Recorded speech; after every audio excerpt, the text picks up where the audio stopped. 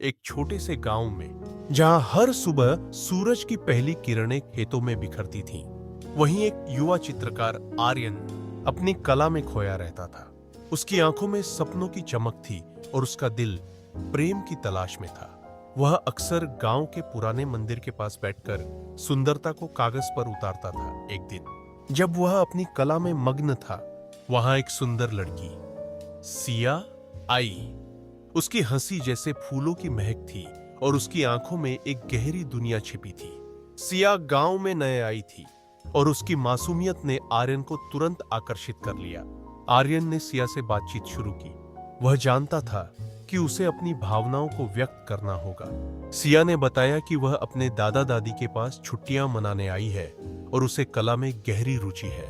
दोनों की रुचियां एक जैसी थीं और धीरे धीरे उनकी दोस्ती गहरी होने लगी। एक दिन आर्यन ने सिया को अपने चित्रों का एक विशेष संग्रह दिखाया। उसने बताया कि ये सभी चित्र उसके दिल की आवाज है। सिया ने उसकी कला की सराहना की और कहा, मेशक्वास, तुम्हारे चित्रों में एक जादू है जो सीधे दिल में उतरता है। बासा आर्यन का दिल खुशी से झूम उठा।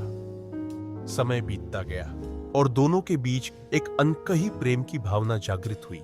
आर्यन ने सिया को एक विशेष चित्र बनाने का निश्चय किया, जिसमें वह उसे अपने दिल की गहराइयों से दर्शाना चाहता था।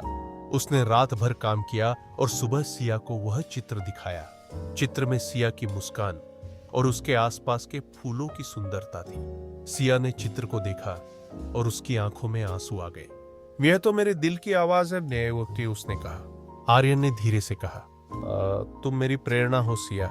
फिलहाल उनकी आंखें मिली और उस क्षण में उन्होंने अपने दिल की बात कह दी। सिया ने कहा, लाल, मैं तुम्हारे साथ रहना चाहती हूँ, लेकिन मुझे वापस जाना होगा।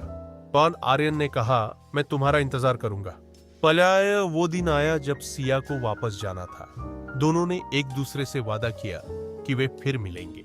आर्यन ने सिया के लिए एक नया चित्र बनाया, जिसमें उन्होंने लिखा, मेरा टस्सा प्रेम कभी खत्म नहीं होता। बनारस सिया ने आर्यन को गले लगाया और कहा, हमारा प्रेम एक नई शुरुआत है। और इस तरह उनका प्रेम एक नए अध्याय की ओर बढ़ा, जहां दूरी केवल एक परीक्षा थी और प्यार हमेशा जीतता है।